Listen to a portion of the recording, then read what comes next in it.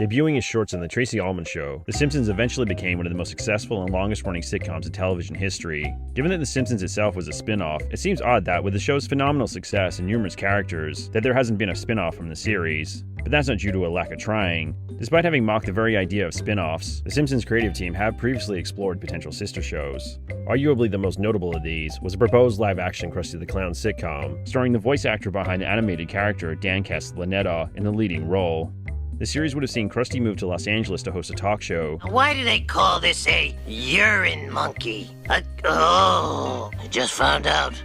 A proposed running joke throughout the show would have featured a family of beavers slowly destroying stilts that held up his house. Not only does the Krusty spin-off sound weird, but it also sounds kinda terrible.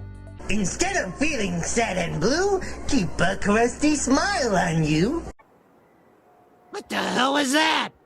At least, that's the case when you look at it in retrospect. However, when you contextualize the idea by looking at what was happening in film, television, and Western culture at the time, in particular, the evolution that was happening in live-action television sitcoms, you see that maybe this strange, ambitious TV show just might have worked.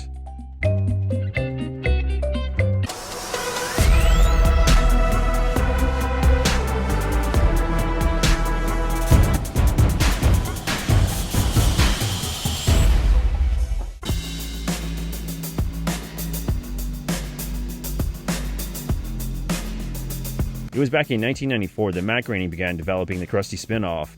A pilot script was written, and Fox executives were open to producing the project, even with the strange idea of making a cartoon character into a live-action series. However, Groening and Fox soon realized that certain aspects of the show would be difficult to achieve with a limited budget in a live-action show. Specifically, the running joke about Krusty's house being on stilts that had gradually being eaten away by beavers. Ultimately, because of the freedom that animation gave them to explore the more elaborate aspects of the show, Groening and Fox then began developing an animated version of the Krusty spin-off. However, due to contract negotiations, the project stalled, and eventually, the series was dropped altogether. On the upside, the abandoned project freed Groening up to go on to co-develop Futurama with David X. Cohen. It was shortly after the release of Futurama, in April 1999, that Groening first publicly mentioned the abandoned Krusty the Clown spin-off. The description, due largely to the initial suggestion of making it live action, and the beavers, made the show sound so weird that a large portion of Simpsons fans were glad that it never got made. But there was a strong chance that, given the kind of creativity that was being seen in sitcoms during the 90s, Groening and his team just might have come up with something that was truly special.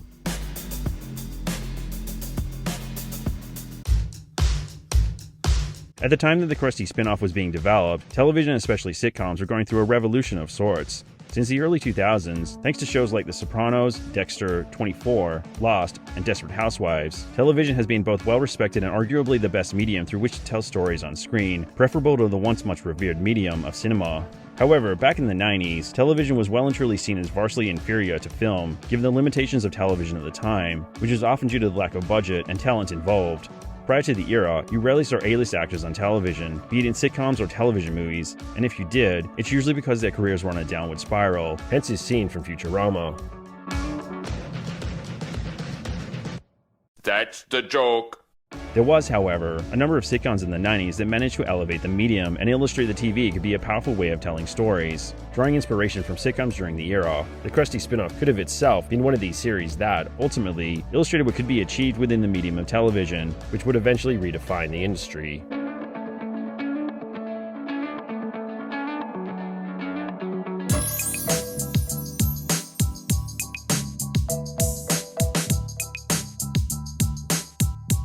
Nowadays, it's common to see sitcoms that look and feel like live-action cartoons, but the popularity of this aesthetic is relatively new to sitcoms, even though one of the shows that pioneered this style dates back to the 90s. Had the Krusty spin-off been made, and done so as a live-action series, the program would have drawn heavily from the cult series Parker Lewis Can't Lose, which ran from September 1990 to June 1993.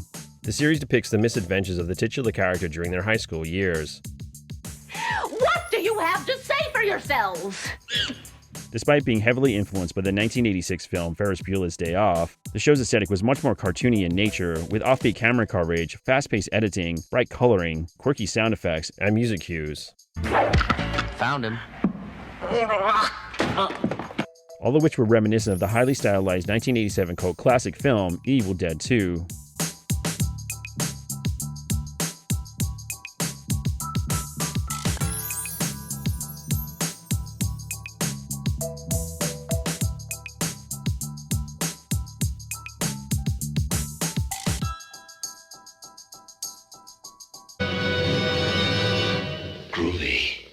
Despite its short run, the series had a major influence on the look, feel, and pacing of iconic series that would follow, such as Malcolm in the Middle, Scrubs, and Ally McBeal. Single female lawyer! With this in mind, there's no doubt that the Krusty spin-off would have drawn inspiration from Parker Lewis when it came to the ambitious and highly unusual move of taking a two-dimensional animated character and bringing them to life in a real-world environment.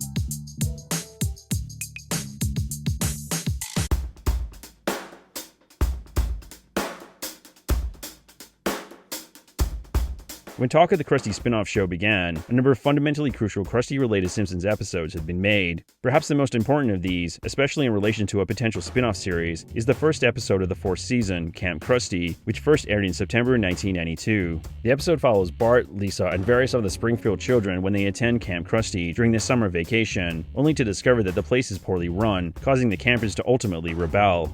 Prior to the episode, Krusty had been depicted as a flawed but relatively decent person. However, the episode depicts Krusty as a selfish, irresponsible, callous, egotistical celebrity, exclusively preoccupied with money and immediate gratification, someone that an audience might not want to tune in to watch on a weekly basis in their very own TV series.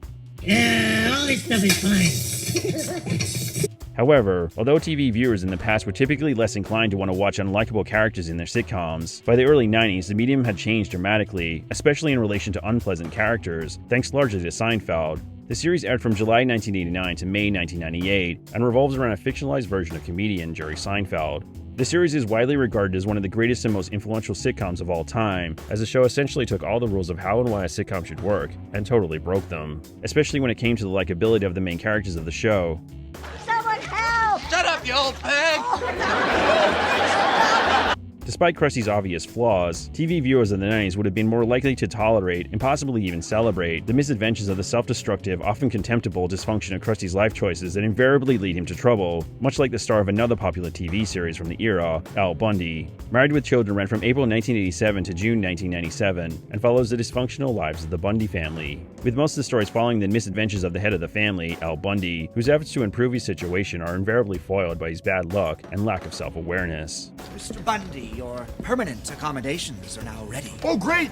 Given the show's phenomenal success and the fact that the Krusty spin-off would have aired on the same network as Married with Children, Fox, there's a strong chance the show would have been embraced, especially because any Krusty spin-off would have probably gone with a tone and sense of humor similar to that of Married with Children.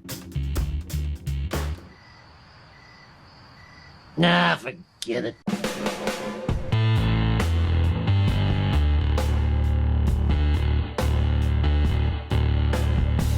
Despite the odd adult joke here and there sprinkled throughout the series, they could force us to commit wanton acts of carnality. And that'll mean the day.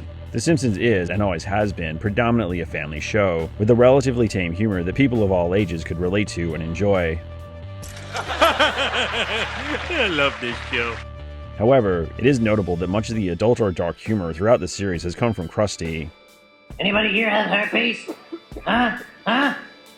Presumably, the Krusty spin-off would have been tailored more towards adults exclusively, as opposed to being accessible to a wider mainstream family-friendly audience. Perhaps the best reason for the Krusty spin-off to go for more of an adult fan base is because of the very premise of the series itself, as the show could have had a lot of fun with the inherent absurdity of the situation, while making poignant satire of the darker side of Hollywood and celebrity status, much like the series BoJack Horseman would do years later.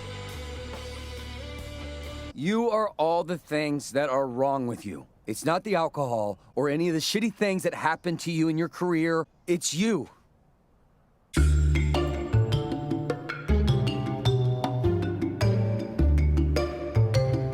Something that established The Simpsons as more than just a cartoon from the very first episode, Simpsons Roasting on an Open Fire, was the depth of character and the emotional nature of the story, and this is arguably one of the main things that made the show great. On the Tracey Ullman Show, The Simpsons was, with all due respect, just a cartoon. Man, this is so slow. Steady, boys. Little to the left. But the Simpsons series elevated the material to true art because, despite many people's perception, the show wasn't just a cartoon. Rather, given the intricacies of the character and the often serious subject matter, The Simpsons was, in its prime, a true sitcom that just happened to be animated.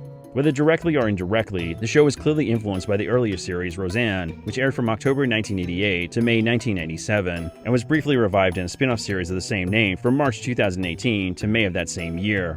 The show revolves around the middle American family, the Connors, and was often praised for its realistic portrayal of working-class American people, as the series, like The Simpsons, took aspects of conventional sitcoms and combined them with tropes that had typically only been seen in drama series, adding a new layer to the genre of dramedy that originated with shows like Hennessy, All in the Family, and MASH. Both The Simpsons and Roseanne found a way to have emotional moments and poignant episodes in a sitcom without having to resort to the preachy, a very special episode format that was commonplace at the time in typical sitcoms. Tonight on Different Strokes, we're starting a special two-part show on a very sensitive and important subject. All right, now I want you boys to scream real loud at my ass. Essentially, because of this fusion of seemingly incompatible genres, most episodes of both The Simpsons and Roseanne were effectively very special episodes, as they could tell meaningful stories, sprinkled with humor and absurdity, with poignant endings. The only reason you won't admit it is because you'll have to admit you failed as a mother! All this fish represents is just how selfish you are. A unique and distinct style of storytelling that the Krusty spin-off would have probably employed, and pulled off pitch perfectly, given the experience and talent of the writing staff that they would have had.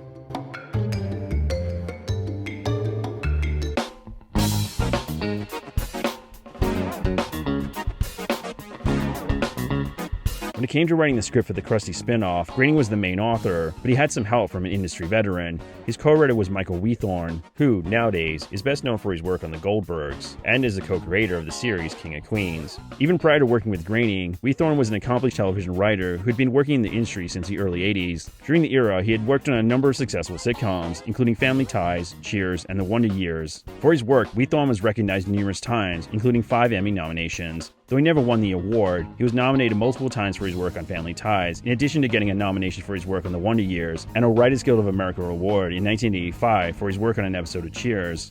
For the development of Futurama, Groening sourced a number of key writing staff members of The Simpsons to help out with the new series, namely David X. Cohen, Ken Keeler, Josh Weinstein, and Patrick M. Verone. Presumably, Groening would have done the same for the Krusty spin-off, which means, like with Futurama, he would have had his pick of the best Simpsons writers during the show's golden era. That amount of talent, coupled with Wheathorn's own well-honed skills and experience, would have made for one of the best writing staffs ever assembled for a television series, making the odds of success much more probable, especially if the writing was as strong, creative, and intricate as The Simpsons.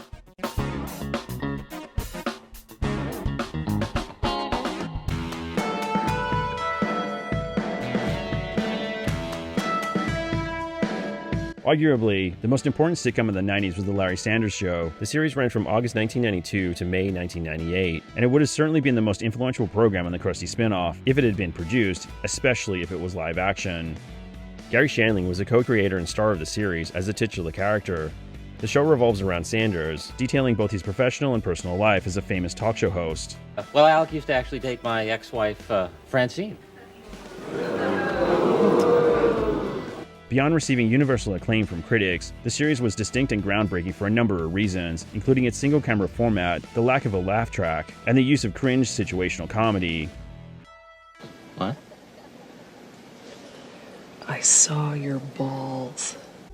Despite drawing small audiences, Larry Sanders, with its premise, aesthetic, humor, characters, and satire, heavily influenced later television series, particularly in relation to mockumentary-style sitcoms such as Curb Your Enthusiasm, 30 Rock, The Office, and Arrested Development.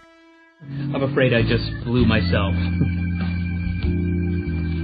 The Krusty spin-off would have undoubtedly borrowed heavily from Larry Sanders by exploring and satirizing the intricacies and absurdities of the television industry and stardom itself, especially in relation to the going-ons behind the scenes of a talk show and in the personal lives of those that appear on screen, just as The Simpsons had done and would continue to do with Krusty-heavy stories throughout the run of The Simpsons.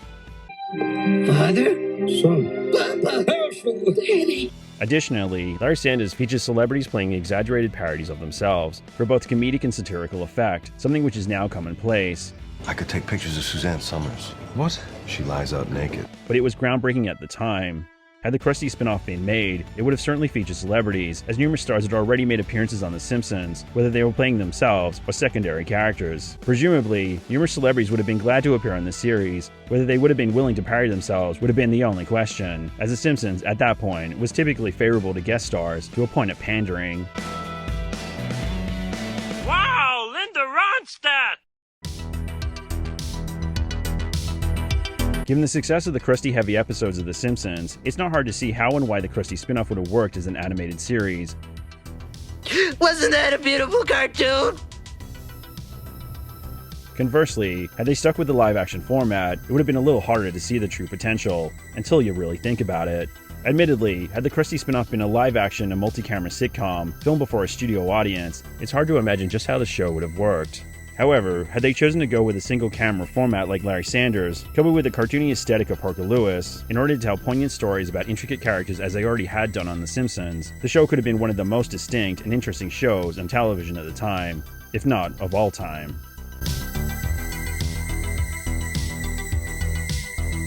Wow! They'll never let us show that again! Not in a million years!